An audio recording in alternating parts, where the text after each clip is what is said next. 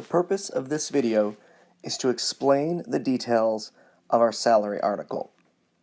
This was an important article, obviously, in the course of our negotiations that had a major goal of bringing our salaries and compensation up to par with those of our comparator institutes.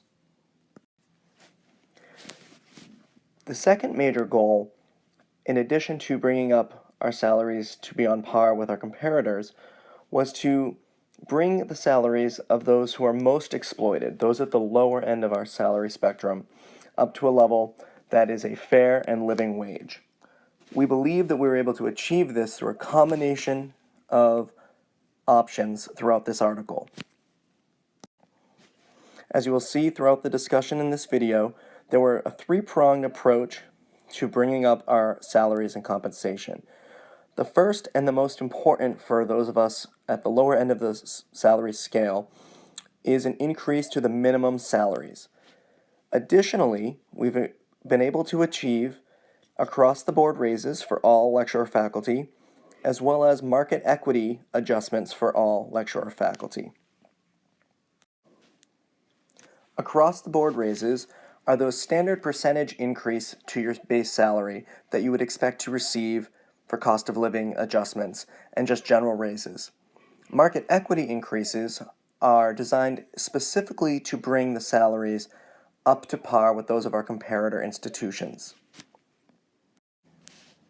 Additionally, a need of the administration was to incorporate some part of our raise and our compensation package would be based upon merit increases or pay for performance. While this is a compromise situation, we also believe that it is a positive one for the lecturer faculty, as it does allow for our top performers to be rewarded for excellence through increases in merit pay. As we go through the article, I will explain how merit pay will be distributed and awarded. In the remainder of the video, I will take you through the salary language as well as through a summary spreadsheet that shows all of the salary increases as well as their effective dates. Lastly, I will provide a few examples about how to calculate your retroactivity check as well as your new salary for the upcoming year. To begin, I would like to point out an important bit of information that you should keep in mind as you read this article, and that is found in section X1.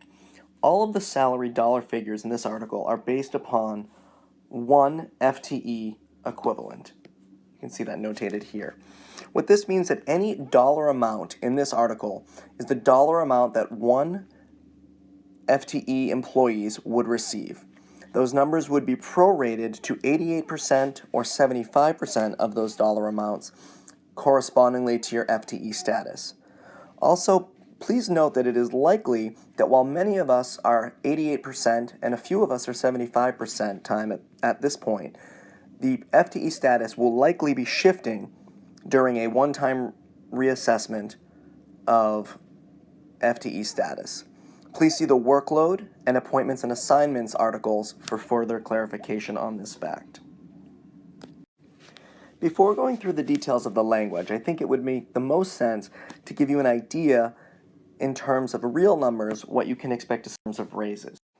Going back to the salary language, so what you now see in front of you is the salary summary table.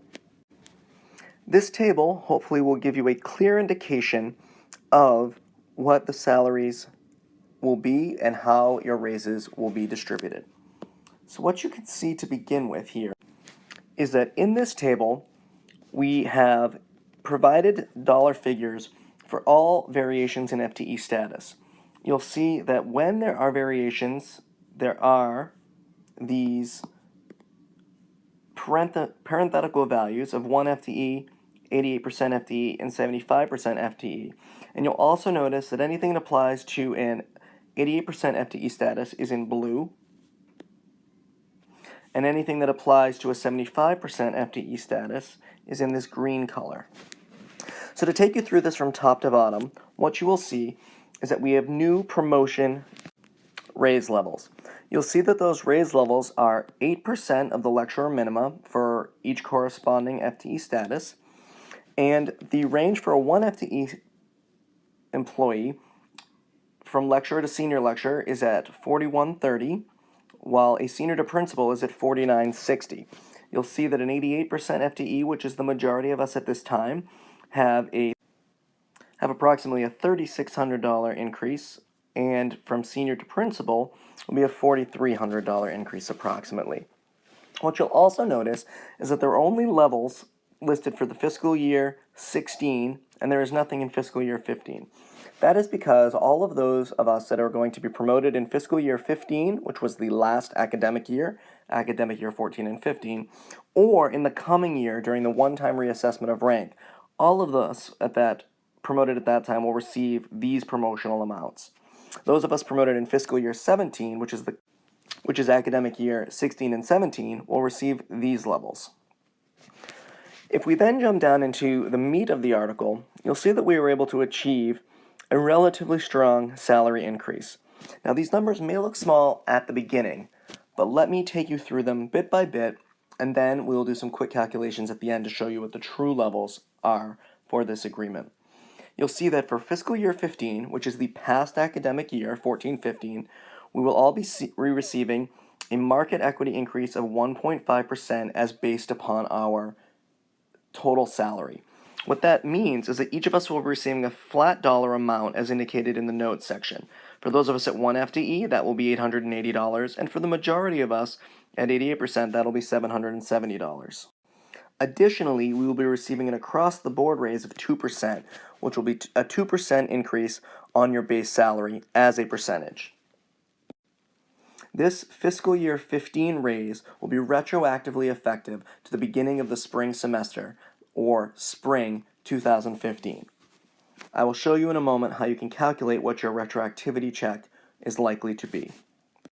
Going forward, you'll notice that we have a similar market equity raise starting this coming academic year, effective in August, which is the same dollar amount as before. We also will have an across-the-board increase of 3%. Essentially, these raises will be effective immediately as they will be effective in our coming year salaries. Next summer, we will see additional increases, this time with the market equity being 2%, with the flat dollar amounts being as listed in the notes section, with $1,170 for full-time, $1,030 for 88%ers, and $880 for 75%. You'll also notice that we will see an additional 1% across-the-board increase, and then a 2% increase for merit and internal equity. And I'll get to how that's distributed in a moment. The major gain for us in this salary negotiation really comes down here in the minimum section. As I mentioned at the beginning, one of the major goals of our negotiation was to increase the salary for those that are the most exploited. And if you pay careful attention, you'll notice that for an 88% lecturer, which is what most of us are, the minimum salary as of last year is now $43,500, which is an increase of $5,500 over the current minimum. Another important thing to note is that that level is last year's value, and as of this summer, going forward into next year, an 88% lecturer will make no less than $45,460. Again, a significant increase over the current minimum of $38,000. You'll notice that there are significant increases for senior lecturers as well as principal lecturers, where these increases in terms of their base salaries are now 20% above the corresponding previous rank. And you'll see that the salary figures are listed here for full-time and here for 75% time. We believe that these minimums, in conjunction with these increases in salary for market equity and across the board, as well as merit and internal equity adjustments, that we have truly succeeded in achieving a strong salary increase for our membership. Going back to the salary language, most of what this salary language states is the things that I've already said. For instance, you'll notice that a market equity increase of $880 will be applied, again, for 1 FTE, everything else prorated, effective for January 7th. And then you see that our minima for 1 FTE are located here in the text. What you'll also notice is that there are some exceptions that we had to accept in order to get this, and that those who were hired after the effective date would not be getting these raises, as well as those who would not be continuing at UNH will not be eligible for raises. As you continue to scroll through the text, you'll see, again, the levels as enumerated in the summary of 3% and $880, as well as the minima for fiscal year 16. And as we continue through, you'll see the same for fiscal year 17. However, you'll notice here in X6 that there is one difference. In X6, we begin to talk about the merit and equity pool. And the important details to note here is that a pool for merit and equity will be established within each college that is the level of 2% of the total base salary in the aggregate for the lecturers in that college. And this entire pool must be distributed to the college lecturer faculty as these merit base increases. So how is this going to work? Well, as you'll note here in X6.2.2, what will happen is that the chair is going to make a recommendation on the amount of the merit increase to be awarded each lecturer, faculty member in each department. Now, these recommendations will be based upon the most recent annual review, which has been discussed in detail in the performance review and promotion article. I would like to note that while this appears that we have very little input into our merit and equity because it is the chair that will be doing the recommendation, we do have input into our evaluation criteria as per the performance review and promotion article, as well as input into the evaluation itself through the peer review process. Something else that's important to note here is this last clause. The dean shall review all recommendations and ensure fair and equitable increases across the college. What this means is that while increases may not be equal, the dean has to ensure that all the increases are fair and equitable based upon the evaluation information that was contained in the most recent annual evaluation. Again, down here in X6.3, you'll see that our full-time lecturer or 1 FTE lecturer minima are enumerated for fiscal year 17. The last bits of important information that need to be discussed in the language portion of this video is number 1 here in X7.1, that nothing in the agreement shall preclude the university from providing salary increases that are above and beyond what are listed in this article if those increases are deserved for purposes of such as matching offers from other institutions or for rewarding professional contributions. What this means is that this contract by no means takes away the right of lecturers to excel in their careers, as well as the ability to self-advocate for increased compensation if it is so deserved. Another important thing to note is here in X7.2 that the university is committed to completing a gender equity study in terms of salary and compensation for lecturer faculty to allow us to have accurate data to try to address any gender equity issues that may actually exist at UNH for the ability to negotiate proper increases to correct those inequities in future contracts. And lastly, here in X8, should a lecturer faculty member in your department be hired at a salary that is higher than yours or other members of your department for comparable rank, the union will be notified of such a hire, as well as the starting salary and the rationale for the salary being above and beyond what is currently being offered in the department.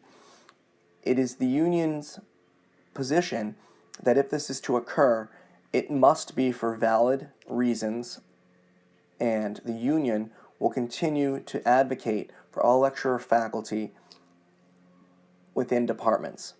This notification will allow us to achieve this task. So now that we've been over the summary and the language, I would like to provide this information as a summary to show just how successful this salary negotiation has become. What you see is a college-by-college breakdown of fiscal year 15 in the first column, fiscal year 16 in the second, and 17 in the third. Keep in mind that fiscal year 15 is all of our retroactive money. Fiscal year 16 is the coming academic year, and fiscal year 17 are the raises that in essence will take effect next summer. So to give you an idea of what the total package looks like in terms of our raises, even though the individual raise values look small in and of themselves, the average raise for a lecturer at the University of New Hampshire, not counting any change in FTE status that may be coming, nor any promotional increases that may be coming, the average raise for a lecturer at UNH is on the order of 19%. And you can see,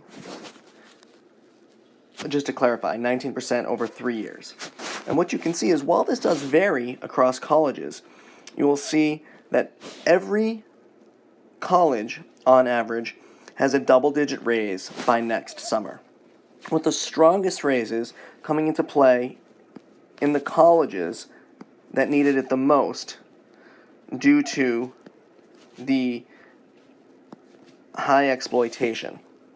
Those of us in SEPS and Paul were closer to our market values, and as a result are receiving fewer of the benefits of the market adjustments. However, we have succeeded in generating a significant raise for all faculty on campus, well above the level of 1%, which would have been distributed in January should we had not been a union. And going forward, we will continue to advocate for high levels of salary increase that are based upon accurate data for the market, as well as the opportunity for the university to give us increases in salary for merit performance. Okay, so how does all of this work?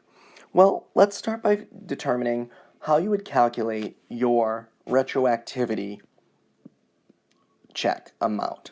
So say you're a lecturer that currently makes $40,000. If you recall, we have a $880 across the board increase for one FTE, which is $770 for those of us at 88%. This $40,000 lecturer also will be a standard 88% FTE status. We will also be receiving a 2% across the board raise retroactive to January. So how does this all shake out? Well, you begin by calculating your 2% increase on your salary. So you would take that $40,000 figure and multiply it by 1.02, which is $40,800. Then you would add to that the $770 market equity adjustment. This adds up to $41,570. Then what you need to do is double check as to whether or not you are reaching the minimum salary for a lecturer at 88% time. Since the new minimum for a lecturer at 80% time for last year is $43,500, this would be your new salary as of January 1. So how do you calculate your retro? Well, what you would do is take your new salary, which is $43,500, and subtract your old salary, which in this example is $40,000. So in this example, the difference is $3,500. Now, because the retroactivity is to January, we are essentially receiving half a year's worth of our retro. So whatever number this is, you then take that number and divide it by 2 to calculate your retroactivity amount. In this particular example, this person would be receiving a retroactivity check of $1,750. For someone who is making currently say, $65,000, you would follow a similar approach. And again, this person is an 88% FTE. First thing you would do, again, is take that $65,000 number and multiply it by 1.02 for the 2% across the increase. This value is $66,300. You would then add the $770 for the 88% time across the board increase, giving us a value of $67,070. The next step is to check, is this above the minimum? And since the minimum for a lecture at 88% time for last year is $43,500, this person is in fact above the minimum. So to calculate retroactivity, you would then find the difference between the old and the new salary, which in this case is $2,070. And once again, you would divide that value by 2. So this person would be receiving a retro after raises of $1,035. So as you can see, those of us who are making below the minimums will receive a larger percent increase in this first year due to the fact that we will be bringing people up from the bottom into line with our comparator institutes.